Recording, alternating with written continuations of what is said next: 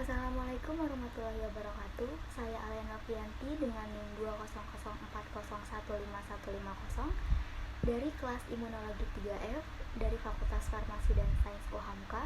Di sini saya akan sedikit menjelaskan tentang antibodi poliklonal, monoklonal, dan antibodi rekayasa. Antibodi poliklonal yaitu kumpulan antibodi terhadap suatu antigen secara spesifik yang dapat mengenali lebih dari satu epitop antigen tersebut. Epitop di sini diartikan sebagai bagian dari antigen yang mempunyai kemampuan untuk mengenal atau menginduksi pembentukan antibodi. Produksi antibodi poliklonal yaitu usaha untuk menghasilkan antibodi dari respon antigen lebih dari satu epitop secara keseluruhan dengan menggunakan hewan uji. Adapun tahapan dari cara memproduksi antibodi poliklonal yaitu dengan menginjeksi atau memasukkan antigen ke dalam tubuh kelinci. Kemudian akan menghasilkan atau mengaktifasi sel B yang dimana sel B ini akan memproduksi antibodi poliklonal yang terdiri dari memori sel B dan plasma sel B, yang kemudian siap untuk disekresikan dan menghasilkan antiserum dari kelinci yang mengandung poliklonal antibodi. Terapi antibodi poliklonal untuk COVID-19 yaitu ada terapi plasma konvalesen adalah pemberian antibodi poliklonal pasif AB untuk memberikan kekebalan dengan segera yang akan membersihkan infeksi virus dan sel. Terapi ini dikerjakan dengan mengambil donor darah dari penyintas COVID-19 kemudian diberikan ke penderita COVID-19. Darah yang didonorkan ini sudah diproses sehingga yang tertinggal hanya plasma beserta antibodinya. Jadi bukan seluruh darahnya yang didonorkan.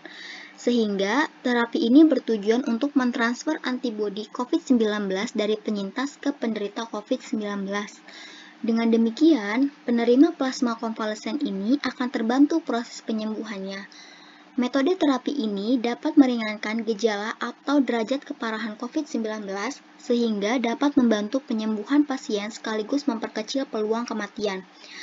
Terapi plasma konvalesen ini diutamakan pada pasien yang mengalami gejala berat hingga kritis untuk meningkatkan kelangsungan hidup pasien dengan harapan mampu mencegah penyakit berkembang lebih parah dan mempercepat waktu penyembuhan. Selanjutnya ada antibodi monoklonal, yaitu kumpulan antibodi terhadap suatu antigen yang dapat mengenali hanya dari satu epitop antigen tersebut. Produksi antibodi monoklonal ini usaha untuk menghasilkan antibodi dari respon antigen yang spesifik untuk epitop 1 saja.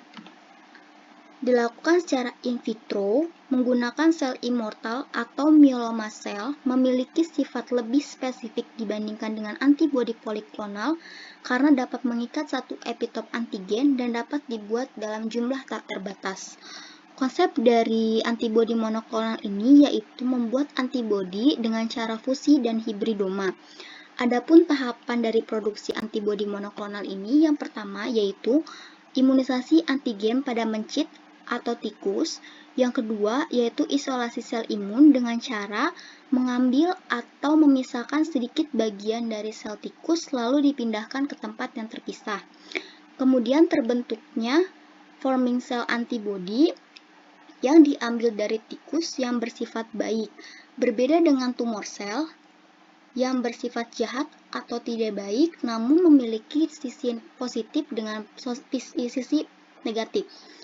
Forming cell dan tumor sel yang akan digabung untuk mengambil sisi positif dari tumor sel dengan teknik disebut fusion atau digabung.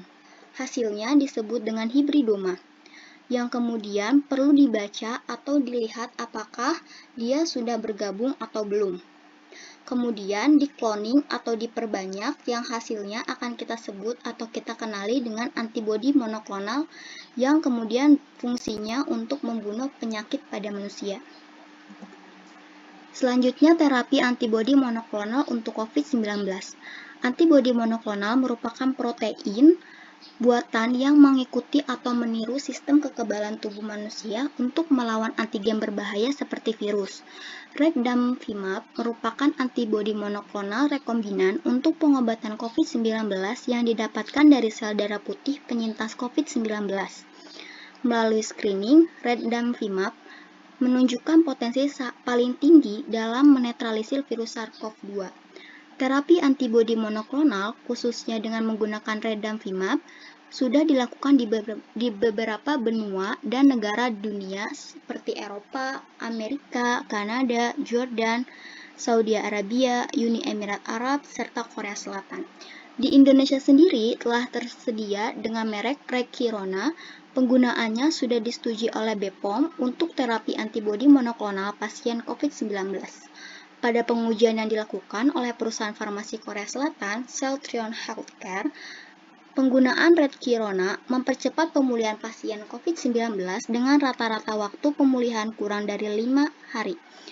Selain itu, Rekirona juga efektif dalam menetralisir virus COVID-19 varian Delta.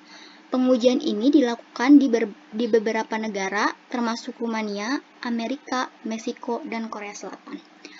Mekanisme kerja dari antibodi monoklonal ini yaitu Rekdamvimab menghambat interaksi antara virus dengan reseptor seluler dalam tubuh supaya virus COVID-19 tidak terikat dengan sel tubuh kita. Dengan mencegah masuknya virus untuk menginfeksi sel, Rekdamvimab dapat meminimalisir terjadinya perburukan kondisi dan mempercepat pemulihan gejala. Selanjutnya ada antibodi rekayasa, yaitu antibodi yang dibuat dengan memanfaatkan teknologi rekayasa genetika atau cloning.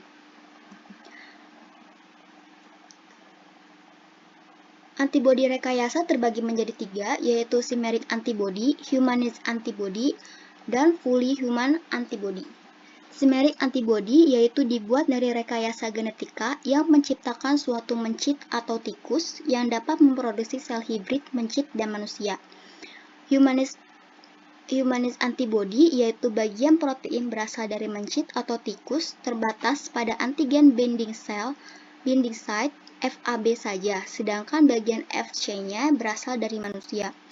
Sedangkan fully human antibody yaitu sepenuhnya berasal dari manusia, teknik rekayasa untuk menciptakan mencit transgenik yang membawa gen yang berasal dari manusia sehingga mampu memproduksi antibodi yang diinginkan.